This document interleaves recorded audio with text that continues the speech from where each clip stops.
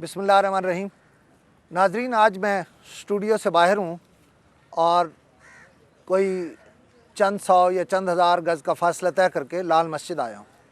लाल मस्जिद में हमारी मुलाकात हो रही है जनाब गाज़ी अब्दुल रशीद साहब से। और गाज़ी अब्दुल रशीद साहब जो हैं, इनका नाम आप बहुत तवील अरसे से सुन रहे होंगे। पहले इस्लामाबाद में मसाजिद का मामला था, मदरसों का मामला था, जामा हिफ्ज़ा का मामला था और एक बच्चों की लाइब्रेरी पर जामा हिफ्ज़ा की तालबात की तरफ से कब्ज़े का मामला था। उस वक्त भी सबसे पहला प्रोग्राम TV1 ने किया था। आज फिर मैं TV1 के नुमाइंदे के तौर पर हाज़िर हूँ और गाज़ी अब्दुल रशीद साहब हमारे साथ हैं। बुनियादी तौर पर मैं इनसे जो बातें पूछना चाहता हूँ वो ये है कि ख़ुद इसी एरिया में, जिस इलाके में लाल मस्जिद मौजूद है, इसी इलाके में एक फाशी का अड्डा था जिसकी सरबराह आंटी शमीम को लाल मस्जिद और जामा हिफ्ज़ा के तलबा व तालबात ने वहाँ से उनके घर से लिया और यहाँ लाल मस्जिद में कुछ अरसा रखा। उनकी रिहाई का मामला पैदा हुआ। उनकी रिहाई के मामले पर बहुत कुछ कहा गया, सुना गया, बहुत ख़बरें छपीं, लेकिन उनकी रिहाई के बाद एक सवाल पैदा हुआ कि जो कुछ जामा हिफ्ज़ा की तालबात ने या लाल मस्जिद के तलबा या असातिज़ा या जिसने भी जो ये अमल किया, क्या दीन की कोई ताबीर इसके लिए मौजूद है? यही बातें पूछने के लिए आज हम यहाँ मौजूद हैं गाज़ी अब्दुल रशीद साहब के पास और बात करते हैं गाज़ी साहब से इन्हीं मौज़ूआत पर। गाज़ी साहब, ये फरमाइए कि आपने आंटी शमीम नामी एक औरत जो है उसको उसके अड्डे से या उसके घर से उठाया, उसे आप ले आए, लेकिन सिर्फ दीन में क्या ले आना इस बात का हल है? आपने उसके नान नुफ़्के का, उसके आइंदा ज़िंदगी का क्या इंतज़ाम किया था कि आपने एक अमल कर दिया? देखिए, बात यह है कि एक ख़ाली ले आने की बात नहीं है। मसला एक बहुत अरसे से चल रहा था। उस खातून के बारे में तमाम आपके जितने क्राइम रिपोर्टर्स हैं सब कंफर्म करते हैं। उनको छोड़िए, जब ये मसला हुआ, यानी जिस रात ये वाक़या हुआ, उस रात मेरी यहाँ इस्लामाबाद पुलिस से बात हुई और उन्होंने कहा कि जी इस खातून के बारे में चालान भी हुआ इसका कई दफ़ा, लेकिन प्रॉब्लम ये आती है कि अदालत से ये छूट जाती है इस बिना पर कि वहाँ पर पुलिस की गवाही होती है। ये लोग गवाही देते नहीं हैं, ये महल्ले वाले। आपके पास तो आके इन्होंने कहा, लेकिन वहाँ जब अदालत में बात आती है तो इन्होंने गवाही नहीं दी, जिसकी वजह से वो नहीं चलती। तो मैंने कहा कोई मसला नहीं, आप भी मेरे पास यहाँ इलाके के लोग आ रहे हैं, मैं उनको इस बात पे राज़ी करता हूँ कि भाई तुम गवाही दो। तो उन्होंने कहा कि ठीक है, अगर गवाही देंगे तो हम इनके ख़िलाफ़ FIR करेंगे और ज़रा स्ट्रॉन्ग किस्म की FIR हो जाएगी। सही। तो मैंने अहले इलाका आए, मेरी उनके साथ कोई तकरीबन 30-40 मिनट की सेटिंग हुई और उनको मैंने इस चीज़ पर कन्विंस किया कि देखें बात यह है कि आप गवाही के ऊपर आएँ, जब तक आप गवाही नहीं देंगे बात तो नहीं बनती। वो फिर इस पे कन्विंस हुए और इस चीज़ पर कि क्योंकि मुलाजिम पेशा लोग हैं तो उन्होंने उनको हर एक इंडिविजुअली नहीं देना चाहता था। उन्होंने कहा जी हम जॉइंटली आपको गवाही देने पर तैयार हैं। मैंने कहा ठीक है, फेयर एनफ। अभी ये लोग यहाँ से रात को गए हैं तो तकरीबन 10:30 बजे का टाइम था, 10:15 साढ़े 10 बजे सफ़ीर भट्टी साहब जो SHO हैं, उनका मुझे फ़ोन आया कि उन्होंने कहा जी वो आपसे जो बात हुई थी तो ऊपर से हमें इंस्ट्रक्शन है कि FIR नहीं हो सकती, वो जो FIR वाली बात है वो नहीं हो सकती। तो आई वॉज सरप्राइज्ड और मुझे गुस्सा भी आया। मैंने उनसे बड़े गुस्से में बात की। मैंने कहा जी भट्टी साहब ये क्या कह रहे हैं आप, क्यों नहीं हो सकता? मैंने लोगों को राज़ी किया और आप कह रहे हैं कि उसके ख़िलाफ़ जो है वो FIR नहीं हो। उन्होंने कहा जी ऊपर से आर्डर है। मुझे कहते हैं कि आप ASP से बात कर लें। मैंने कामरान आदिल को फ़ोन किया जो ASP हैं यहाँ के, उनको मैंने कहा आप जानते हैं ये बात कि ये ऐसी है? कहते हैं हाँ जानता हूँ। मैंने कहा फिर क्यों नहीं कर रहे? उन्होंने कहा जी आई एम सॉरी। मैंने कहा कामरान साहब स्टैंड लें, आपको स्टैंड लेना चाहिए। तो मुझे कहते हैं कि गाजी साहब मैं नहीं स्टैंड ले सकता। अब जब ये सूरत हाल हो तो मतलब है कि ऐसे में यानी आदमी फिर क्या करे। बाकी जहाँ तक इस चीज़ का ताल्लुक़ है कि यानी ऐसा क्यों हुआ, डेफिनेटली कानून को हाथ में लेना और ये सब चीज़ें यानी मैं समझता हूँ कि ये ज़रूरत नहीं थी। लेकिन बात यह है कि जब कानून, जैसे मैंने सारी बात बताई, जब कानून ना काम कर रहा हो, यानी मैं इसको ऐसे मिसाल देता हूँ। वैसे मैं यहाँ आपसे पूछता हूँ, आप दीन की कौन सी ताबीर के तहत ये सारा कर रहे हैं? देखें, हाँ ये है, आप सल्लल्लाहु अलैहि वसल्लम का हुक्म है कि जब तुम बुराई को देखो तो उसको हाथ से रोको, और अगर हाथ से नहीं रोक सकते यानी उसकी इस्तात नहीं रखते तो ज़बान से उसको बुरा कहो कि ये बुरी है, और अगर वो भी नहीं कर सकते, उसकी भी इस्तात नहीं रख सकते तो दिल से बुरा जानो। लेकिन फरमाया कि ये ईमान का आखिरी दर्जा है। तो बात यह है कि एक चीज़ को हम देख रहे हैं कि वो नहीं हो रही, और ये भी देख रहे हैं कि पूरी इंतज़ामिया जानती है, पुलिस जानती है कि वो उसके ऊपर कुछ नहीं कर रहे। रियासत मौजूद है और रियासत का निज़ाम भी मौजूद है, क्या उसमें किसी इंडिविजुअल को ये हक़ और इख्तियार मौजूद है कि वो रियासत की रिट भी तोड़े और अपने तौर पर, यानी आपने ये जितना अमल बताया कि आपने SHO से कहा, लेकिन SHO रियासत नहीं है, रियासत का एक कलपुर्जा है छोटा सा, बहुत ही छोटा। या तो आप इसको ऊपर रियासत की जो ऊपर की हद है वहाँ बात करते और नीचे तक इनकार हो जाता, फिर शायद उसकी कोई दीन में ताबीर मौजूद थी। और वो वाला जो आपने बताया, उससे पहले आपने ये जो अमल कर दिया, ये कौन से ज़ुमरे में आएगा? देखें, बात यह है कि आपकी बात सही है कि हुकूमत का काम है और ये हुकूमत को करना चाहिए, लेकिन अहले महल्ला एक अरसे से इस चीज़ के ऊपर लगे हुए थे, उनको दरख्वास्तें दे चुके हैं, कह चुके हैं, और ये तो एक ऐसी चीज़ हो रही थी जो कि कोई ढकी छुपी नहीं है। रियासत को भी पता है कि यहाँ पे ऐसी चीज़ हो रही है। असल में मसला तो प्रॉब्लम ये है कि रियासत के अंदर जो जिन लोगों ने उनसे कह दिया ना कि FIR नहीं हो सकती, वो जो उनसे मुस्तफ़ीद होने वाले लोग हैं ना, वो बीच में आड़े आ रहे थे। लेकिन मैं जो एक चीज़ आपको अर्ज़ करना चाह रहा हूँ, यानी जो मैं एक मिसाल से अर्ज़ करूँगा कि देखिए, बात यह है कि मेरे घर के बाहर हमारे स्ट्रीट में कूड़े का बड़ा ड्रम पड़ा होता है। ये ड्रम उठाना किसकी ज़िम्मेदारी है? सैनिटेशन वालों की, ऑफ कोर्स।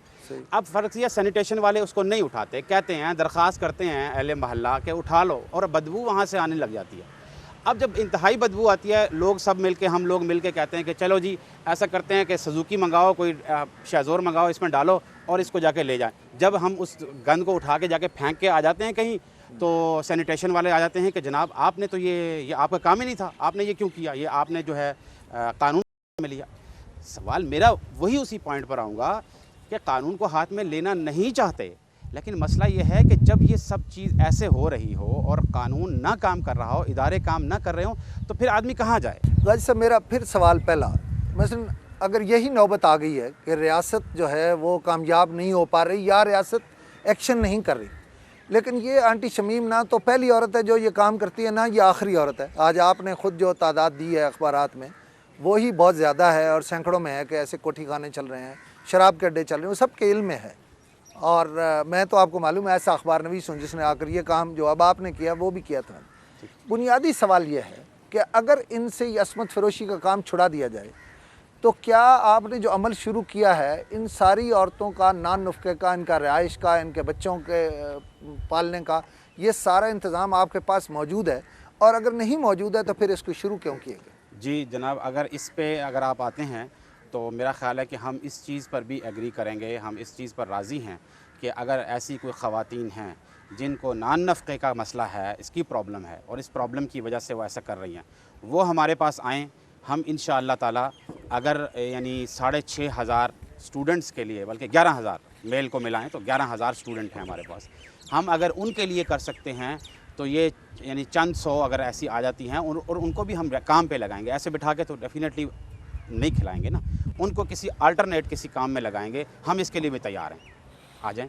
तो गाजी साहब, एक काम होता है जिस पर इजमाए उम्मत होते, पूरी उम्मत जो है उसका इजमा होता है कि भाई ये ठीक है। आपके ख़ुद अपने बहुत सारे साथियों ने इसकी मुखालफत की है या इसे दुरुस्त करार नहीं दिया, बल्कि कहा कि ये बेसिकली गवर्नमेंट के रेट तोड़ रहे हैं फला। मैं उस बहस में नहीं जाता। जब इजमाए उम्मत नहीं है, कुछ लोग ये समझ रहे हैं कि आप जो अमल कर रहे हैं वो बिल्कुल ठीक है, कुछ लोग हैं जो ये कहते हैं कि आप ये गलत कर रहे हैं। इस तरह से उम्मत दो हिस्सों में तकसीम हो रही है। मैं आपसे ये पूछना चाहता हूँ कि इस अमल का क्या फ़ायदा होगा, क्या नुकसान होगा, ख़ुद आपकी नज़र में? देखें, बात यह है कि आपने ख़ुद ही फरमा दिया कि बहुत सारे हैं जो आपके फेवर में हैं, एक बहुत बड़ी उलमा की तादाद है जो फेवर में है। और अब इस मसले में भी बहुत सारे हजरात, कल जो असल में मीडिया ने फ़ौरी तौर पर बहुत सारे रब्ता करके उनसे पूछा, जी इस तरह का ये अमल हुआ है, आप इसके बारे में क्या करते हैं, रेट तो टूट गई और ये हुआ, तो उन्होंने उसके जवाब में दिया। लेकिन जब अब उनको पता लगा कि हकीकत क्या है, यानी कई 100 किलोमीटर दूर बैठे उन लोगों को यहाँ की सूरत हाल का पता नहीं है। अब देखिए, यहाँ के लोग जानते हैं। अब आप देखिए कि आज जो अहले महल्ला हैं वो एक बड़ी तादाद में एक प्रेस कॉन्फ्रेंस कर रहे हैं इस वक्त, और इसी पे कि जी ये बहुत अच्छा काम हुआ है। बात यह है कि मैं उन उलमा से यही अर्ज़ करूँगा कि वो तशरीफ़ लाएँ और आके पहले अपनी आंखों से देखें, तहक़ीक़। बल्कि मैंने जो बयान दिया उसमें भी यही कहा कि उलमा तो ख़ुद मेंबर पे बैठ के ये कहते हैं कि जब तुम पर कोई ख़बर आए तो उसको तहक़ीक़ कर लिया करो। तो हुक्म है, कुरान का हुक्म है। तो अब आपने तहक़ीक़ किए बगैर क्यों कर दिया? तो वो जिनको पता लगा है, चूँकि मीडिया ने फ़ौरन पूछ लिया उनसे, तो उनको मालूम नहीं थी उसकी तफ़सीलात, لیکن جب وہ اس چیز کو جان لیں گے وہ کہیں گے ہاں بالکل ٹھیک ہے، یہ تو بڑی اچھا کام ہے۔ جی ناظرین، وقفہ لینا تو نہیں چاہتا لیکن وقفہ ضروری بھی ہے اور مجبوری بھی۔ وقفہ لیتے ہیں، واپس آتے ہیں۔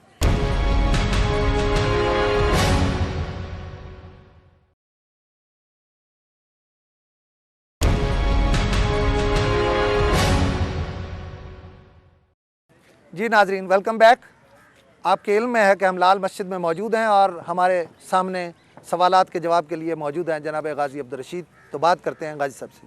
جامعہ حفظہ کی جن طالبات نے قبضہ کر رکھا ہے لائبریری پر، ہوتا یہ ہے کہ ایک دن ایک کوئی شرط ہوتی ہے یا کوئی مطالبہ ہوتا ہے، دوسرے دن وہ بدل جاتا ہے۔ اگر میں آپ سے کہوں کہ آپ 1 2 3 4 کر کے یہ گنوا دیں کہ اصل ایشوز کیا ہیں جو آپ چاہتے ہیں جس کے بعد یہ قبضہ ختم ہو سکتا ہے، اور اس میں حکومت اب تک مذاکرات میں کتنا آگے بڑھی ہے اور وہ کون سی جگہ ہے جہاں رکا ہوا ہے معاملہ؟ حکومت تو سنسیئر ہی نہیں ہے اس مسئلے کو حل کرنے کے لیے۔ اب مثلا دیکھیں نا، حکومت 2 چیزیں یعنی جمع ہو گئی۔ اب ایک یہ خاتون والا مسئلہ، خیر خاتون والا مسئلہ سر لوگ ہیں وہ چلے گئی ہیں اگرچہ انہوں نے وہ کر دیا، لیکن اب مثلا لائبریری کی آپ بات کرتے ہیں تو لائبریری کے مسئلے کو حکومت سیٹل کرنے میں انٹرسٹڈ ہی نہیں ہے۔ آپ دیکھیے کہ اتنا عرصہ گزر گیا، حکومت نے کہا کہ ہم کمیٹی بنائیں گے اور مسجدیں جو ہیں وہ تعمیر ہوں گی۔ اب میرا خیال ہے 2.5 3 ماہ ہونے کو آ رہے ہیں اور اس کمیٹی کے 2 اجلاس ہوئے ہیں ٹوٹل، یعنی ان کی اس پہ کنسرن یہ ہے۔ اور جو ایک مسجد امیر حمزہ کو جس طریقے سے تعمیر کر رہے ہیں، کبھی کہتے ہیں ٹین کی چھت ڈالیں گے، کبھی کہتے ہیں نہیں وہ دوسری ڈالیں گے، آپ کے تو قریبی موجود ہے، وہ ایک بحث وہاں چھڑی ہوئی ہے۔ پیچھے 6 مساجد ہیں۔ مسئلہ یہ ہے کہ یہ کہہ دینا، بار بار کہنا اب لائبریری تو یہ تجویز آ گئی ہے کہ مساجد مدارس کو، یہ جو جن کے ساتھ مدارس ہیں ان کو شہر سے باہر منتقل اب یہ ایک اور یعنی اس مسئلے کو پہلے حل نہیں کیا، یعنی وہ مسئلہ ابھی لنگر آن۔ اصل میں حکومت کا بڑا عجیب طریقہ ہے اور مجھے سمجھ نہیں آتا کہ حکومتیں کرتی کیا ہیں کہ ایک ایشو کو ابھی یعنی سیٹل کرنے کے بجائے اس کو کہتے ہیں کھینچ دو، اس کو یعنی لمبا کر دو اس کو۔ آئی ڈونٹ نو، مطلب مجھے اس کا میں یعنی یقین سے نہیں کہہ سکتا کہ اس کے پیچھے کیا مقاصد ہوتے ہیں، لیکن ان کا شاید خیال ہوتا ہے کہ اس سے بات جو ہے شاید کھینچنے سے سرد خانے میں چلی جائے گی۔ جیسے لائبریری کو اور مسجدوں کے مسئلے کا جو تھا، انہوں نے کچھ بھی نہیں کیا۔ عملاً اگر دیکھا جائے تو انہوں نے کچھ بھی نہیں کیا اور اس کو مسئلے کو جو ہے وہ ایک لنگر آن کر رہے ہیں۔ اور اب جب یہ مسئلہ ہوا، اب ایک دفعہ دوبارہ پھر شور مچایا کہ ریٹ ہم یہی عرض کر رہے ہیں کہ پہلے والے مسئلے کو آپ نے حل نہیں کیا، اب کہہ رہے ہیں کہ ہم پھر ریٹ کریں گے۔ بات یہ ہے کہ آپ کیا مسئلے کو حل کرنے میں سنسیئر ہیں یا نہیں ہیں؟ آپ سنسیئر ہی نہیں ہیں۔ ہمارے سامنے جو نظر آ رہا ہے کہ حکومت سنسیئر ہی نہیں ہے، تو اب جب حکومت ہی سنسیئر نہ ہو تو پھر ہم کیا کر سکتے ہیں اس میں؟ غازی صاحب، میں بیسیکلی آپ سے پوچھ رہا تھا کہ دیکھیے، آپ نے یہ تو بتا دیا کہ حکومت سنسیئر نہیں ہے، اس کے باوجود لوگ یہ جاننا چاہتے ہیں کہ اصل ایشوز کیا ہیں۔ آپ مطلب مساجد کا ایشو تو لوگوں کو میں آپ کا پوائنٹ، آپ کا وہ ایک سوال کہ تھوڑا سا وہ ایک پارٹ رہ گیا۔ دیکھیں، بات آپ نے کہا کہ مطالبات کیا ہیں۔ بات یہ ہے کہ جو لائبریری کا مسئلہ ہوا تھا، آپ بھی ابتدائی اس میں مذاکرات میں یعنی جو بات چل رہی تھی اس میں موجود تھے کہ مساجد کی وجہ سے یہ سٹارٹ ہوا، یہ ٹھیک ہے۔ اب اس کے اندر ایک چیز آتی ہے کہ جی مولانا عبدالعزیز صاحب تو کہتے ہیں کہ جی اسلامی نظام ہے، ٹھیک، اور انہوں نے جب شروع میں بات کی کہ جی مشرف صاحب جو ہیں وہ معافی مانگے، تو سب نے ایک شور مچا دیا کہ جی مولانا عبدالعزیز صاحب یہ کیسی بات کر رہے ہیں، مشرف معافی مانگے۔ اور ہم نے کچھ عرصے میں اللہ تعالیٰ نے دکھا دیا کہ جیو کے دفتر میں کچھ تھوڑی سی توڑ پھوڑ ہوئی اور اس کی بنیاد پر انہوں نے مشرف صاحب نے پریزیڈنٹ نے معافی مانگ لی، اللہ نے دکھا دیا۔ تو اس کا مطلب ہے کہ مولانا عبدالعزیز صاحب جو ہیں وہ جسٹیفائڈ تھے آسکنگ کے مساجد کے گرانے پر تو معافی بنتی تھی کہ مساجد انہوں نے گرائیں۔ صحیح۔ تو اب مسئلہ یہ کہ بات تو چونکہ مساجد سے ہوئی، وہ تو مساجد پہ ہی نہیں آتے، لیکن مولانا عبدالعزیز صاحب کا جو پوائنٹ آف ویو ہے وہ کہتے ہیں کہ مجھ سے یعنی جو بات ڈسکشن ہوئی یعنی ابتدا میں جو شروع میں، وہ مجھ سے کہتے ہیں کہ بات یہ ہے کہ خالی ایک مسجدوں کا مسئلہ نہیں ہے، مسئلہ یہ ہے کہ ایک ایشو کو جڑ سے پکڑو۔ تو میں نے ان سے کہا کہ جی جڑ کیا ہے؟ وہ کہتے ہیں جڑ یہ ہے کہ یہاں کا جو سسٹم ہے، سارا سسٹم ہی تو یہ سارے پرابلمز کی جڑ ہے، وہی سسٹم کو ہی یعنی وہ اصل میں یعنی اینٹی بایوٹک دینے کے بجائے وہ کہتے ہیں کہ ایک دفعہ یعنی اس کو پورے کو یعنی آپریشن کر کے جو سرجری کرنی ہے چھوٹی موٹی، یعنی پورا مکمل ایک وہ کر لیا جائے، صرف یہ چند سیرپوں پہ گزارا نہ کریں۔ وہ کہتے ہیں کہ یہ آپ جو ہیں وہ بات جو کر رہے ہیں، جو ابتدا میں ہم بات کر رہے تھے، وہ کہتے ہیں یہ سیرپ دینے والی بات ہے، سیرپ اس کو یہاں سیرپ کی ضرورت نہیں ہے، یہاں ایک چھوٹی موٹی کوئی سرجری کی ضرورت ہے تاکہ اس کا جو ہے وہ یعنی جسم جو ہے وہ صحیح ہو سکے، ورنہ یہ پکتا جا رہا ہے۔ اور یہ پکتے پکتے جس طرح اب ہم دیکھ رہے ہیں وانا وزیرستان، قبائل اور سارے جگہوں پہ یہ روزانہ آپ بھی پڑھ رہے ہیں، میں بھی دیکھ رہا ہوں کہ اخبارات بھرے پڑے ہوتے ہیں، تو یہ اصل میں مسئلہ وہی ہے کہ مولانا کہتے ہیں کہ اس کو جڑ سے پکڑو اور اس مسئلے اس نظام کو ہی تبدیل کرو جس کے لیے پاکستان بنا.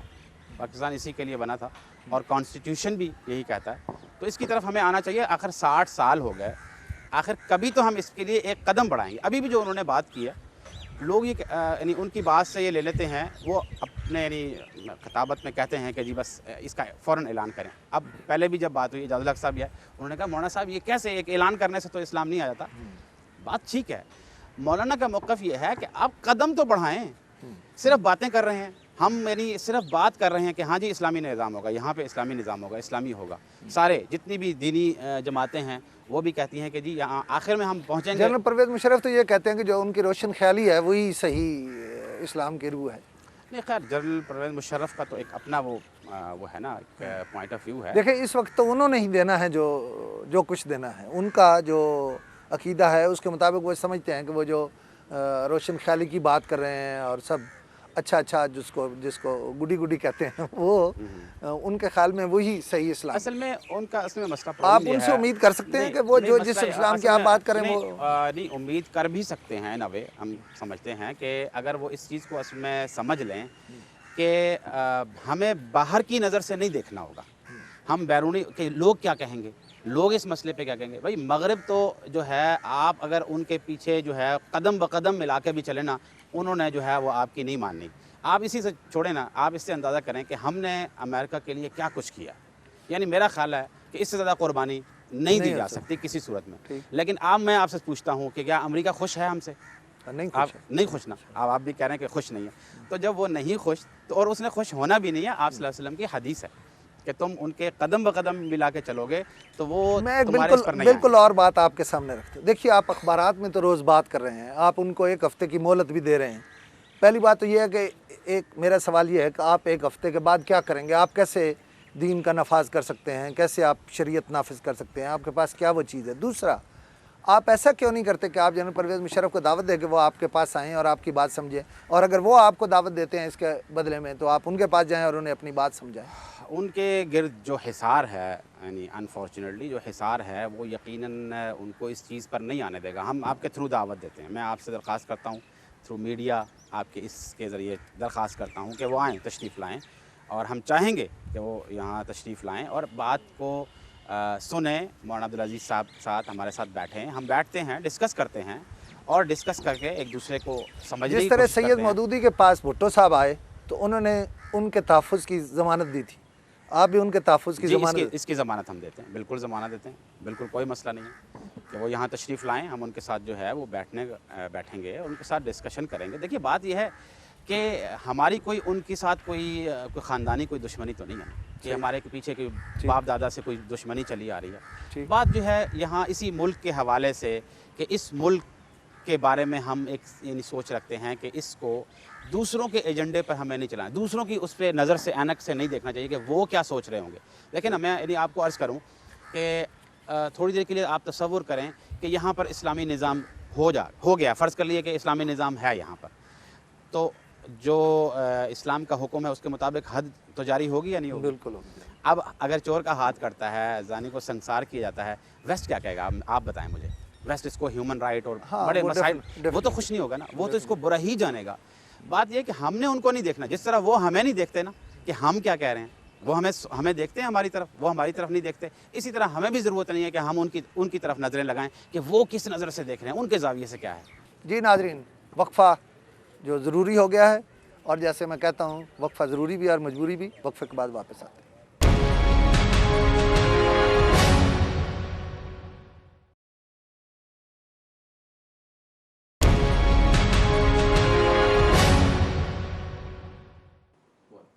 جی ناظرین, آپ نے مولانا عبدالرشید غازی کی گفتگو سنی, یقیناً اس سے آپ نے ایک تاثر لیا ہوگا. اب ہم اس کردار کے گھر میں ہیں, یعنی آنٹی شمیم کے گھر میں, جن کے بارے میں کہا گیا کہ وہ فحاشی کا اڈا کرتی تھیں, یا ان کے گھر پہ عصمت فروشی کا کاروبار ہوتا تھا. تو چونکہ آنٹی شمیم ہمارے ساتھ موجود ہیں, پہلے ان سے گفتگو سن لیجئے اور پھر کسی نتیجے پر پہنچے گا. تو آئیے بات کرتے ہیں آنٹی شمیم سے. شمیم یہ بتائیں, آپ اب تو اخباروں میں چھپ گیا, ٹیلی ویژن پہ آ گیا, بہت پورے پاکستان میں بہت شور مچ گیا. جی آپ واقعی یہ فحاشی کا اڈا چلاتی تھی؟ ایسی کوئی بات نہیں تھی. میں فحاشی کا اڈا کیوں چلاتی؟ مجھے کوئی تنگی ہوتی, کوئی دقت ہوتی, کوئی پریشانی ہوتی, میں تب کوئی ایسا سوچتی. میری اللہ کا لاکھ لاکھ شکر ہے, ہارون آباد میں 101 ایکڑ میری زمین ہے. وہاں سے مجھے نا زمینوں سے میرا دیور جو ہے 5 لاکھ سالانہ مجھے ٹھیکہ بھیجتا ہے. ٹھیک. بینک میں, حبیب بینک میں میرے چیک آتے ہیں جو کیش ہوتے ہیں. ٹھیک ہے. اس کے بعد میرے خاوند کی پہلے تنخواہ تھی, ان کے مرنے کے بعد میرا اپنا مکان ہے جو رینٹ آؤٹ کیا ہوا ہے, 45,000 وہاں سے آتا ہے. بیٹوں کی تنخواہیں آتی ہیں, 10,000 میری پینشن آتی ہے. میں نے اتنا پیسہ کیا کرنا تھا؟ میں ایسا کیوں پھر کرتی؟ یہ آپ پہ الزام کیوں لگا اور محلے والے کیوں ساتھ مل گئے اور انہوں نے یہ سارا کچھ کیوں آپ کے ذمہ ڈال دیا؟ اس میں محلے دار آپ کے جو ہیں, ہم نے غازی صاحب سے بھی اس پر انٹرویو کیا ہے. غازی صاحب یہ کہتے ہیں کہ محلے دار آتے تھے ہمارے پاس اور وہ شکایت کرتے تھے. محلے والے غازی کے پاس چلے گئے. ٹھیک ہے. کیا میرے بیٹوں کے پاس نہیں آ سکتے تھے؟ اہل محلہ جب کے ساتھ آنا جانا بہت اچھے طریقے سے ہے. اہل محلے کے ساتھ پلیٹ نہ, عید آئے, شبرات آئے, سوئیاں آتی ہیں جاتی ہیں, اہل محلے کے ساتھ میں بہت اچھی طرح ملتی ہوں. اہل محلہ وہاں چلا گیا تو کیا میرے بیٹے نہیں تھے؟ میں بیٹے کے ساتھ گھر میں رہتی ہوں, پوری فیملی کے ساتھ رہتی ہوں. اس گھر میں میرا بیٹا ہے, میری بہو ہے, میری پوتی ہے, میرے چھوٹے بچے ہیں. 35 سال سے میں اس مکان میں رہتی ہوں. تو اہل محلہ میرے بیٹوں کے پاس آتے. وہ یہ کہتے ہیں کہ انہوں نے پہلے پیغام بھیجا تھا کہ آپ یہ کام چھوڑ دیں. کنہوں نے؟ جو لال مسجد والے ہیں یا یہ بالکل بھی نہیں. اچھا, اور میں اس لیے اب اپنا پورا بیان اس لیے دوں گی, اگر آپ باقاعدہ چھاپیں جی بالکل سنائیں, بالکل کاٹیں نہیں. بالکل نہیں کاٹیں. یہ 26 تاریخ کو کوئی 21 عورتیں میرے گھر آئیں. میں نے نا جی دروازہ کھولا, ان کو بٹھایا بڑے اچھے طریقے سے. انہوں نے کہا ہم تبلیغ کرنے آئے ہیں, آپ کے گھر میں کون ہے انہیں بھی بلا لو. میں نے کہا میری بہو ہے اور میری بیٹی ہے گھر میں. انہوں نے کہا بلا لو. میں نے بہو کو بلایا, بیٹی کو بلایا. بیٹی کہنے لگی کہ ربیع الاول کا مہینہ تبلیغ کرنے آئی ہوں گی. میں نے کہا آپ چائے پئیں گی؟ انہوں نے انکار کیا. میں نے کہا پانی پئیں گی؟ انہوں نے انکار کیا. اس کے بعد ہم بیٹھ کے باتیں کرنا شروع ہو گئے. انہوں نے کہا دیکھو اللہ مشکل کشا ہوتا ہے. میں نے کہا ہم کہتے ہیں یا علی مشکل کشا. انہوں نے کہا یا کہنا بدعت ہے, علی کو یا نہیں کہا جاتا, اللہ کو یا کہا جاتا ہے. میں نے کہا ان کو اس مثال میں کہ آنکھ چھوٹی سی ہے اور ہر جگہ دیکھتی ہے, اسی طرح علی کا نام علی مشکل کشا ہے ہر جگہ. اس بات سے علی کے نام سے ہماری تلخ کلامی ہوتی چلی گئی, یعنی کہ بات بڑھتی چلی گئی یا علی مشکل کشا پہ. اچھا یہاں بیٹھے بیٹھے وہ کہتے ہیں آپ. میں نے کہا میں نے ان سے یہ کہا میں زیادہ بحث نہیں کرنا چاہتی آپ سے, میں شیعہ ہوں. پہلے تو بڑے آرام سے باتیں ہوئیں, دین کی ہوئیں, مذہب کی ہوئیں, تعلیم کی ہوئیں. 2-2.5 گھنٹے وہ عورتیں میرے گھر بیٹھی رہیں. 2-2.5 گھنٹے میں میری کوئی باہر کی بیل نہیں بجی. ایک عورت نے پردہ آگے کرنا چاہا. میں نے کہا پردہ آگے نہ کرو, میرے گھر میں کوئی مرد نہیں ہے, کیونکہ بیٹا میرا ڈیوٹی پہ تھا. 11 بجے کا ٹائم تھا. شیعہ سنی بحث پہ ہماری بحث خاصی ہو گئی. میں نے کہا اچھا جاؤ جاؤ. اس پہ وہ چلی گئیں. جب وہ چلی گئی ہیں اس کے بعد ہم اپنے آرام سے اپنے کام کاج میں مصروف ہو گئے. دروازہ لگایا. 27 تاریخ کو بیٹا میرا باہر گیا ہوا تھا. ہم نے بیٹی اور میں ہم سب بیٹھے ہیں. میں نے کہا کل ہماری عید ہے, 9 ربیع الاول کو ہمارا سوگ کھلتا ہے. میں نے کہا بازار چلتے ہیں اور بازار سے ایک جوڑا تمہیں لے دیتی ہوں, بہو کو بیٹی کو. میں نے یہ کہا. ہم باتیں کر رہے ہیں, اتنی دیر میں کنڈیاں لگی ہوئی تھیں. 7:15 کے 7:30 کا ٹائم تھا. اللہ اکبر اللہ اکبر اللہ اکبر کے نعرے بلند ہونا شروع ہو گئے. انہوں نے گیٹس پھلانگ کے اندر سے گیٹ کھولا. باہر کا دروازے کی حالت آپ نے دیکھی ہے. دروازہ توڑا. ہم اس کمرے میں تھے, اندر وسطی آدمی, اتنے آدمی تھے تقریباً 80 مرد ہوگا. 80 آدمی ہمارے گھر آئے. اگر وہ مجھ پہ یہ بلیم دیتے ہیں 80 مرد تھے 80 عورتیں تھیں, وہ صرف 3 ماں بیٹیوں کو کیوں لے کے گئے؟ انہیں یہاں سے کوئی اور عورت, حتیٰ کہ ہمسائی تک, ان کو کوئی اور عورت کیوں نہیں ملی؟ کوئی اور مرد کیوں نہیں ملا؟ کوئی چیز کیوں نہیں ملی؟ ٹھیک ہے. ان کے دل میں یہ خلش تھی کہ یہ شیعہ ہیں. کس طرح سے لے کر گئے آپ؟ اب میں آگے آپ کو آرام آرام سے بتا رہی ہوں. جس طرح دروازہ انہوں نے کھولا, اندر ہمارے مرد ہی مرد ان کے داخل ہو گئے, اور ان کے ہاتھوں میں, مردوں کے ہاتھوں میں 2 ڈنڈے تھے. کریکر انہوں نے اس جگہ پھاڑے ہیں. ڈنڈوں سے انہوں نے اس طرح ڈنڈے برسانے شروع کیے کہ ہمیں اپنا ہی ہوش نہیں تھا. یہ رسی جو میرے ہاتھ میں ہے, یہ رسی انہوں نے ہمارے گلے میں ڈالی ہے اور ہمیں گھسیٹنا شروع کر دی ہے. مردوں نے. ٹھیک. پوتی میری کو ایک مرد نے اٹھایا, دوسرے نے اس کے ہاتھ سے کھینچ کے دیوار کی طرف پھینکا تو ایک آدمی نے کیچ کر لیا.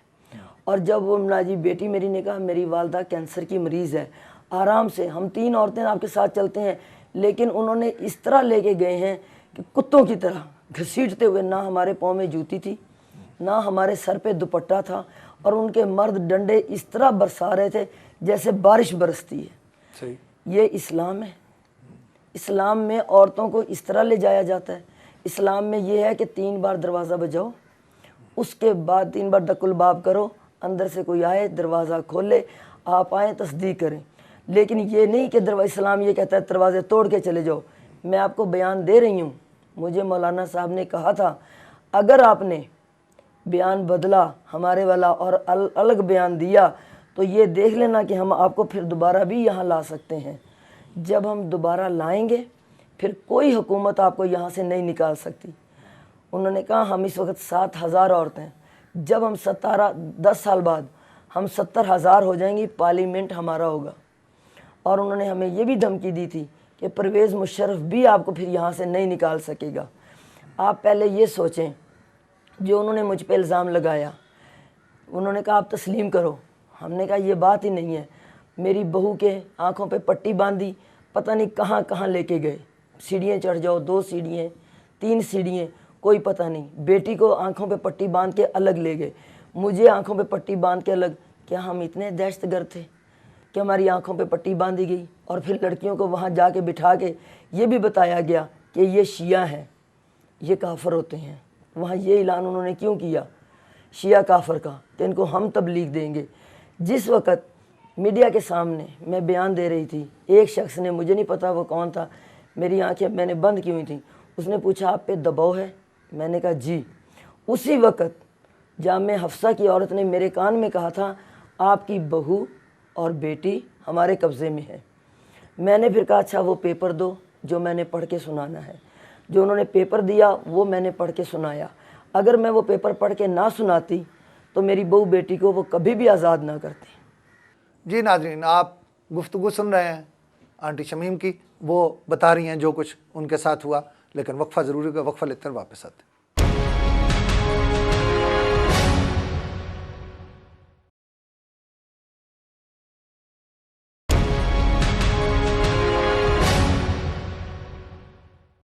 جی ناظرین, ویلکم بیک. بات کرتے ہیں آنٹی شمیم سے. جی. اور اس پیپر میں یہ بھی ہے میں آئندہ نا جی ان کا مذہب اختیار کروں گی اور ان کے ساتھ تبلیغ کیا کروں گی, ان کی طرح برقع پہنوں گی, ان کے بزم میں آیا کروں گی, ان کے ساتھ ملا کروں گی, ان کے ساتھ جا کے گھر گھر تحریک چلاؤں گی, اپنے گھر میں بھی یہی تحریک چلاؤں گی. اس میں یہ لکھا ہوا تھا. پھر انہوں نے, ایک نے پوچھا مجھ سے کہ کیا آپ سے انگوٹھا لگوایا گیا؟ میں نے کہا لگوایا ہے. آپ نے تحریر پڑھی ہے؟ میں نے کہا نہیں میں نے تحریر نہیں پڑھی, میں نظر کی اینک لگاتی ہوں. اور وہ جو تحریر میں نے پڑھی تھی وہ مجھے 2-3 بار رپیٹ کروائی گئی تھی. اب مجھے حکومت سے یہ ہے کہ مجھے کوئی تحفظ نہیں ہے, اور یہ میں انٹرویو دے رہی ہوں اتنی خوف زدہ ہو کر دے رہی ہوں. مجھے نہیں پتا کہ ابھی دروازہ بجے گا اور ان کے 2-3 شہزور ٹرالے آ جائیں گے, مردوں کے ہاتھ میں ڈنڈے, اور انہوں نے یہاں کے کریکر پھاڑے, آنسو گیس چھوڑی. کیا کیا؟ کوئی میڈیا آیا, کوئی پولیس آئی, کوئی بھی یہاں نہیں آیا. اور وہ تبلیغ کرنے کے لیے عورتیں نکلی تھیں وہاں سے. پہلا G6 میں میری طرف آ گئیں, میں شیعہ تھی. ایک عورت کا بیان ہے کہ اس کے خاوند کو شیعوں نے مارا تھا. اس کی شادی کو 3 مہینے ہوئے تھے. واحد بنت, اس کا نام ہے شہین بنت واحد, اس کے خاوند کو شیعوں نے وہ کہتی مارا ہے. اس کے سسر کو شیعوں نے مارا ہے. تو نہ تو میں نے کسی شیعہ سے کہا جا کے قتل کرو, نہ میں نے کسی شیعہ سے کہا جا کے مارو. اور وہاں پھر انہوں نے کہا اگر آپ یہ بیان نہیں دیں گی تو آپ کو خود معلوم ہے کہ ہم آپ کے ساتھ کیا کریں گے.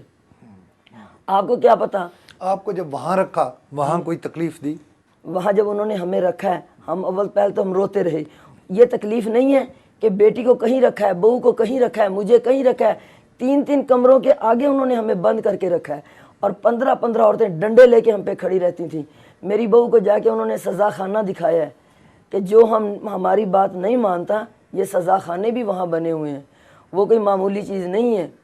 ان کے اخبار وہاں ہیں, ان کے کلینک ہیں, ان کے ہر کمرے میں فریج ہیں, ان کے پاس اتنا ناجی بافر راشن ہے کہ ہم پانی پیتے ہیں وہاں تو نہ جی وہ مرنڈا پیتی ہیں، ان کے پاس کوئی یہ نہیں ہے کہ کمی ہے، اور نہ جی وہ کہتی ہیں حکومت ہمارا کچھ نہیں بگاڑ سکتی۔ 2 اٹیک حکومت نے پہلے کر لیے، کیا ہو گیا؟ اگر آپ باہر جا کے بیان بدلیں گی، یہ انہوں نے مجھے کہا ہے، تو یہ دیکھ لینا ہمارا پرویز مشرف بھی کچھ نہیں بگاڑ سکتا۔ وہ یہ کہتے ہیں کہ اگر شمیم یہ کام کرتی ہے تو ہم اس کے تمام اخراجات برداشت کرنے کے لیے تیار ہیں، وہ اس سے توبہ طائب ہو جائے۔ مجھے یہ بتاؤ میرے پاس کیا پیسے نہیں ہیں میں اخراجات کے لیے کروں گی؟ میں نے آپ سے کہا کہ میری بیٹی جاب کرتی ہے، وہ لیکچرار ہے، ٹھیک ہے، میرا ایک بیٹا گزٹڈ آفیسر ہے، ایک بیٹا میرا جو ہے وہ جی UDC ہے، اور 101 ایکڑ ہارون آباد میں میری اپنی زمین ہے، وہاں سے آمدن آتی ہے، میری اپنی ذاتی کوٹھی ہے، بینک سے کچھ لون لیا تھا، کچھ ہم نے پیسے اب بینک سے نکلوائے تھے، میرے خام نے کچھ پینشن کا پیسہ آیا ہم نے ادا کیا، ہماری کوٹھیا کرایہ 40,000 آتا ہے، 40,000 کوٹھیا کرایہ آتا ہے، 10,000 میری پینشن ہے، 50,000 10,000 کامران کی لگ بھگ ملا کے بن جاتی ہے، 60,000 20,000 بیٹی کا آ جاتا ہے، 80,000 اور نہ جی جو دوسرا بیٹا ہے 20,000 اس کی آتی ہے، 1 لاکھ روپیہ ہو گیا، اور جو زمینوں سے آمدن میری آتی ہے وہ میرے چیک حبیب بینک میں ہیں آتے ہیں، اور میں جا کے چیک دے کے آتی ہوں، کراس چیک آتے ہیں، ڈاکٹر سرفراز نقوی میرا دیور بھیجتا ہے، تو مجھے کس چیز کی کمی ہے جو میں ایسا کروں گی؟ اور پھر جو ایسا کرتے ہیں، ایک بات سننے میں یہی آتا ہے وہ فیملیوں کو ساتھ نہیں رکھ کے آتے، مجھے کیا ضرورت تھی؟ میری گھر میں بہو ہے، میری بیٹی ہے، میرا بیٹا ہے، میری 5 مہینے کی پوتی ہے، میں پوری فیملی کے ساتھ رہتی ہوں، اور میرا یہ دودھ والا جو ہے وہ باقاعدہ مجھے دودھ دے کے جاتا ہے، جو اس طرح کے کام ہوتے ہیں وہاں نہ جی کرٹن آتے ہیں دودھوں کے، میرے 2.5 کلو دودھ روز آتا ہے، دودھی دے کے جاتا ہے، شکر الحمدللہ اس میں میرا گزارا ہو جاتا ہے۔ مائی میں نے رکھی ہوئی ہے گھر میں جو برتن دھوتی ہے اور کپڑے دھوتی یہ ہے۔ آپ کے آج جو محلے دار ہیں انہوں نے پریس کانفرنس کی ہے اس حوالے سے کہ آپ جو ہے یہ کاروبار کر رہی ہیں، دھندا کر رہی ہیں، اور کوئی آصف جمال صاحب اس کے سربراہ ہیں جو محلے والوں نے کمیٹی بنائی ہے، کوئی ہیں ایسے جو نہیں جی، میں کسی آصف جمال کو نہیں جانتی، میں محلے میں سے قمر خان کو جانتی ہوں، سامنے منیر کو جانتی ہوں، پہلے سامنے قاری صاحب رہتے تھے انہیں جانتی ہوں، راجہ بشیر کو جانتی ہوں، کیونکہ میرا محلے میں زیادہ آنا جانا ہی نہیں ہے، کسی کے شادی پہلے تو یہ ہوتا تھا۔ کتنے عرصے سے یہاں رہتی ہیں؟ 35 سال سے 35 سال سے یہاں رہتی ہوں۔ جو لوگ پہلے پرانے یہاں رہتے تھے وہ چلے گئے، کچھ مر گئے، ان کے جگہ ان کے بیٹے آ گئے، ان گھروں میں میرا آنا جانا ہے، کسی کی فوتگی پہ جاتی ہوں، میرا ہسبینڈ فوت ہوا، سب اہل محلہ میرے گھر آیا، سب اہل محلے سے میرا ملنا جلنا ہے، مجھے اس بات کا کوئی علم نہیں۔ یہ کیوں کیا انہوں نے؟ مطلب ایک تو آپ کہتی ہیں نا، ایک وجہ تو آپ بتاتی ہیں کہ شیعہ ہونا ہے، اس کے علاوہ کوئی وجہ؟ اس کے علاوہ مجھے کیا پتا کیا وجہ ہے، یہی تو میں سوال کرتی ہوں۔ مجھے بار بار ٹی وی پہ بار بار کیمرے میں آنے کا مجھے کوئی شوق ہے؟ میں پہلے یہاں کبھی نہیں آئی ٹی وی پہ کیمروں پہ، حالانکہ میں اہل تشیع ہوں، میں مجلسیں پڑھتی ہوں، اس کے باوجود میں نہیں آئی۔ اب میں نے کیوں آنا تھا کہ انہوں نے میرے ساتھ یہ ظلم کیا، لیکن حکومت نے مجھے کوئی تحفظ نہیں ہے، مجھے حکومت سے کوئی تحفظ نہیں ہے۔ ایک گھر میں دن دہاڑے 80 آدمی اور 40 عورتیں گلے میں رسی باندھ کے ڈنڈوں سے مارتے ہوئے۔ آپ نے کوئی FIR درج کرائی ہے اس کی یا درخواست دی؟ میرے بیٹے نے جمع کرائی ہوگی۔ اچھا، ہاں، میں تو آئی جب ہم وہاں بیٹھے ہوئے ہیں قید میں۔ آپ کو ایک بات کہوں، جہاں وہ تشدد کرتے تھے نا، انہوں نے میری بہو اور بیٹی کو کہا تھا کہ آپ تمہاری والدہ مان گئی، تم مان جاؤ، تم مان جاؤ۔ انہوں نے کہا ہم دین اور اسلام کی روح سے کلمہ پڑھتے ہوئے کہتے ہیں ہم نے کچھ نہیں دیکھا، ہمارے تو کسی کمرے کے ساتھ ٹچ بات بھی نہیں ہے، ہم نے کچھ بھی نہیں دیکھا۔ انہوں نے کہا ورنہ ہم آپ کے ناخون جو ہیں یہ کھچوا دیں گے۔ اور پھر ہم نہ جی، مجھے کہا کوئی عورت ہم سے بات نہیں کرتی تھی، اور مجھے کہتے ہیں تیری بہو بیٹی مان گئی، تم مان جاؤ۔ میں نے کہا حقیقت جب ہے نہیں تو میں کیسے مانوں، کیونکہ ان کو میرے لیے لے تو مجھے وہ ضرور گئے ہیں۔ پھر انہوں نے مجھے کوئی بہانے سے نکالنا تھا کہ نہیں، کبھی یہ حد لگائیں گے، یہ حد لگائیں گے، باہر میرے بچے پریشان، انہیں کوئی علم نہیں کہ میں کہاں ہوں، اور ہمیں کوئی علم نہیں ہمیں کہاں۔ آنکھوں پہ پٹی باندھ کے ہمیں لے کے گئے ہیں، وہاں پٹی باندھ کے کہتے تھے 2 سیڑھیاں چڑھ جاؤ، اب دائیں مڑ جاؤ، اب 3 سیڑھیاں ہیں، اب 1 سیڑھی ہے۔ کیا ہم اتنے دہشت گرد تھے؟ کیا ہم نے اپنے گھر میں کسی ایسے شخص کو پناہ دی تھی جو اتنا ظلم اسلام یہ کہتا ہے؟ اگر ایسی بات تھی تو وہ پارلیمنٹ کے پاس جا کے بیٹھتے کہ اسلام آباد میں یہ کچھ ہوتا ہے۔ اگر انہوں نے میرے گھر کو ٹارگٹ بنایا ہے تو کیا جنا سپر میں عورتیں پردے میں پھرتی ہیں؟ میرا ہی گھر واحد ریزن انہوں نے ٹارگٹ کیوں بنایا؟ میں یہ حکومت سے پوچھنا چاہوں گی۔ صحیح صحیح. کوئی اور بات آپ کہنا چاہتی ہیں؟ میں یہ بات کہنا چاہوں گی کہ جو میں نے کہا ہے یہ آپ چھاپیں گے ضرور، اور مجھے یہ بھی پتہ انشاءاللہ دکھائیں گے اس ہے پہ. کہ شام کو ناجی وہ علماء پھر میرے گھر کے چکر کاٹیں گے اور اللہ اکبر کے نعرے لگاتے ہوئے آئیں گے. 80 مرد تھے، 40 عورتیں تھیں. اب 80 اور 40 کے سامنے 3 عورتوں کی کیا بنیاد ہے؟ صحیح. 3 عورتوں کی کوئی حیثیت ہے؟ وہاں ایک عورت کے پاس 15 عورتیں تھیں، اور آنکھوں پھر بھی ہمیں بٹھاتے بھی تھے تو آنکھوں پہ پٹی باندھ کے. میں نے کہا ہم کہیں بھاگ کے نہیں جاتے، دروازے بند رکھتے تھے، اور جب ہم کوئی سوال یعنی کہ سوال کرتے وہ کہتے خاموش.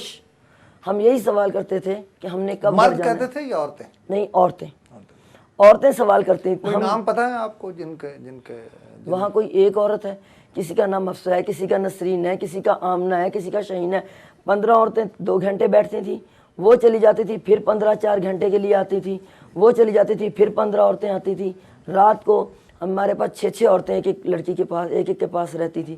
ہم نے رات کو کہیں اٹھ کے جانا تھا، انہوں نے بلکہ میں نے رونا شروع کیا تو انہوں نے کہا ہم ہتھ کڑی لگا دیں گے اور رسیوں سے باندھ دیں گے، یا خاموش ہو جاؤ. آپ نے ہمارے کماں خانے نہیں دیکھے، ہمارے کیا سزا خانے. تو میری بیٹی نے کہا میری ماں کینسر کی مریض ہے، ان کو کوئی سزا نہ دینا. انہوں نے کہا پھر جو ہم کہتے ہیں وہ کرو. میں نے کہا ٹھیک ہے. پھر انہوں نے لیٹر لکھا کہ یہ پڑھ کے تم سناؤ گی. میں نے کہا میں سناؤں گی. جس طرح وہ ظلم کرتے تھے نا، بالفرض اگر وہ کہتے مجھے کہ تم یہ مانو کہ میں بیٹے کے ساتھ زنا کرتی رہی ہوں پھر تمہیں نکالیں گے، تو شک نہیں میں یہ بھی مان جاتی. ظلم کے آگے کوئی نہیں وہ ہوتا. اور صرف میری بہو بیٹیاں، آپ نے یہ دیکھا ہوگا جس وقت میں بیان دینے آئی ہوں صرف میں اکیلی تھی، میرے ساتھ میری بہو بیٹی نہیں تھی. اور اس عورت نے میرے کان میں یہ کہا تھا کہ آپ نے جو علامہ صاحب نے لکھا ہے وہی سنانا ہے، ورنہ آپ کی بہو بیٹی ہمارے قبضے میں. ایسا میرے ساتھ کیوں ہوا، میں یہ پوچھنا چاہوں گی. اگر انہیں کوئی شک تھا، وہ میرے گھر آئے تھے، 1 دن پہلے آئے. انہوں نے کہا اپنے گھر سے اندر کسی کو بلاؤ. میں نے اپنی بہو بلائی، اپنی بیٹی بلائی. اس آپ کے ہاں سے کوئی مرد تو نہیں اس وقت؟ کوئی میرے گھر میں کوئی مرد اللہ نامی تھا ہی نہیں، مرد کا کام ہی نہیں تھا. مرد دفتر میں تھے. میرا بیٹا ایک ہے وہ دفتر میں تھا. اس وقت کوئی مرد نہیں تھا. اگر وہ اتنی عالمہ ہے تو حلفیہ وہ کہہ دیں کہ ہم نے کوئی مرد آنکھ سے دیکھا ہو. ٹھیک ہے. جب اگلے دن وہ آئے ہمیں لینے کے لیے، اس وقت بھی کوئی چیز تو برآمد کرتے. یہ تہمت ہے، یہ الزام تراشی، یہ میرے لیے بہت ناگوار ہے. یہ میرے عزت نفس کو مجروح کر گئی ہے. آخر میں بھی ایک پاکستانی شہری ہوں، پاکستان میں رہتی ہوں.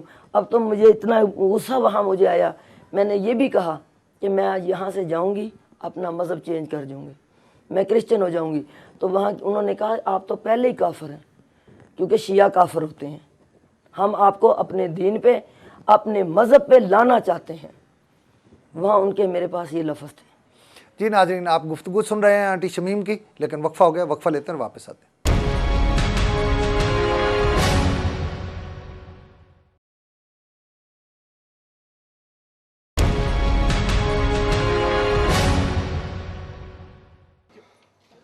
ناظرین، ہم آنٹی شمیم کے محلے میں ہیں اور محلے داروں سے پوچھتے ہیں کہ وہ اس بارے میں کیا کہتے ہیں. کیا واقعی یہاں فحاشی کا اڈہ تھا؟ کیا یہاں عصمت فروشی کا کاروبار ہو رہا تھا یا نہیں ہو رہا تھا؟ اور اس وقت ہمارے ساتھ ہیں ہم ایک محلے دار نثار صاحب. تو نثار صاحب سے ہم بات کرتے ہیں. جی نثار صاحب. السلام علیکم. اور سب سے پہلے میں آپ کا شکریہ ادا کرتا ہوں کہ آپ تشریف لائیں. اور آپ نے کہا کہ یہ فحاشی کا اڈہ تھا، بالکل تھا. اور 15 سالوں سے ہم صرف ادھر تماشبین ہی تھے، ہم خود بھی. اس کا کچھ بھی نہیں بگاڑ سکتے تھے. اس کے خلاف جو کچھ بھی کیس ہوئے یا بنے وقتاً فوقتاً، اس کا کچھ بھی نہیں بگڑ سکا. لہٰذا محلے والے اس سے ڈرتے تھے. یہ ایسی عورت ہے فحاشہ جس کی اپنی کوئی عزت نہیں ہے، تو محلے والے اسی سے اپنی عزت بچانے کے چکر میں رہتے تھے. نثار صاحب یہ فرمائیں، یہ جو کچھ جامعہ حفظہ نے اور لال مسجد والوں نے کیا ہے، آپ کے خیال میں وہ درست ہے؟ دیکھیں جی، مجرم کو پکڑنا، میں قانون دان تو نہیں ہوں، وکیل نہیں ہوں، لیکن میں اتنا جانتا ہوں کہ مجرم کسی کو پکڑنا، اسے گرفت میں لانا، جس نے بھی کیا ہے نیکی کا کام کیا، اس نے کوئی برا کام نہیں کیا. کتنے گھر دور رہتے ہیں؟ چوتھا گھر ہے میرا. اس سے پہلے کیوں نہیں بولے آپ لوگ؟ میں نے آپ کو پہلے بتایا کہ اس کے اوپر کوئی ہاتھ نہیں ڈال سکتا تھا اور جرت بھی نہیں رکھتا اس کے اوپر ہاتھ ڈالنے کی. اگر کوئی اس کے خلاف اس سے قبل درخواست گئی بھی ہے تو پولیس کے پہنچنے سے پہلے یہ ان لوگوں کے ہاں پہنچ گئی ہے کہ آپ نے میرے خلاف درخواست دی ہے تو آپ نے ایسا کیوں کیا ہے. یہ ان کے آنے سے پہلے میں آپ کے پاس پہنچ گئی ہوں اور آپ کو یہ تنبیہ کرتی ہوں کہ آپ باز آ جائیں. اس کے بعد لوگ اس کے خلاف ایکشن نہیں لیتے تھے, پیچھے ہٹ جاتے تھے. جی ناظرین, آنٹی شمیم کے محلے کے ایک اور رکن یا ان کے محلے دار ہمارے ساتھ ہیں, ان سے بات کرتے ہیں, ان سے پہلے تعارف بھی کرتے ہیں اور پھر ان سے گفتگو کرتے ہیں. جی آپ کا نام کیا ہے؟ ناصر ایوب میرا نام. ناصر ایوب صاحب, یہ بتائیے کہ کیا یہاں واقعی عصمت فروشی کا کوئی کاروبار ہو رہا تھا, فحاشی کا اڈہ تھا, اور یہ کتنے عرصے سے تھا, آپ کیا کہتے ہیں اس پر؟ جناب یہ تو اس میں تو کوئی شک نہیں کہ یہاں یہ چل رہا ہے کافی عرصے سے, تقریباً ہماری جو علم میں ہے 10-12 سال سے جو ہمیں پتہ ہے کہ یہ چل رہا ہے یہاں پہ, اور سر عام چل رہا ہے, کوئی کسی روک ٹوک اور کسی اس کے بغیر کسی. تو محلے داروں نے پہلے کیوں نہیں محاسبہ کیا ان کا؟ محلے داروں نے کوشش تو بہت کی تھی لیکن ان کی سنی نہیں گئی. ٹھیک ہے جی, اور یہاں تقریباً ہر گھر میں ہر کسی کی کوئی نہ کوئی جوان بیٹی ہے جو کالج وغیرہ جاتی ہیں. ٹھیک ہے جی, اگر کوئی کمپلینٹ کرتا بھی ہے تو اس سے پہلے یہاں کارروائی ہونے سے پہلے اس کو پتہ چل جاتا ہے کہ کس نے کمپلینٹ کی ہے. آپ تو یہ کہہ رہے ہیں کہ پولیس بھی ساتھ ملی ہوئی تھی, یعنی جو درخواست دیتا تھا یا جو کوئی بات کرتا تھا پولیس بھی اس کو پہلے بتا دیتی تھی. یہ تو ہم نہیں کہہ سکتے پولیس, کیونکہ ایک دفعہ یہاں پہلے بھی ریٹ ہوئے جو کہ یہاں کے تھانے کے ایس ایچ او ہیں, ہم نے جو سنا ہے دیکھا تو نہیں ہے کہ ان کا گربان تک انہوں نے پھاڑ دیا تھا. پولیس ڈر کی وجہ سے نہیں کرتی تھی. کوئی نہ کوئی وجہ تو ہوگی, ظاہر بات ہے. ایک چیز ہے کہ سب کو پتہ ہے, پولیس کو کیا میڈیا والے آپ کو نہیں پتہ اس سے پہلے کہ ہو رہا ہے یا نہیں ہو رہا. ناصر صاحب یہ فرمائیں کہ یہ جو حفظہ کی جو اسٹوڈنٹس ہیں انہوں نے جو کیا, جو لال مسجد والوں نے کیا, آپ اسے درست سمجھتے ہیں؟ دیکھیں جی, اس کی ہم فیور بھی نہیں کرتے کیونکہ ایک غیر قانونی جو بھی کیا وہ تو ان سے آپ پوچھ سکتے ہیں, لیکن ہمیں افسوس اس چیز کا ہے کہ یہ کام گورنمنٹ کو کرنا چاہیے تھا. ناظرین, آنٹی شمیم کے ایک اور محلے دار مقبول احمد ہمارے ساتھ ہیں, آئیے ان سے گفتگو کرتے ہیں اور ان کی رائے جانتے ہیں کہ یہ کیا کہتے ہیں.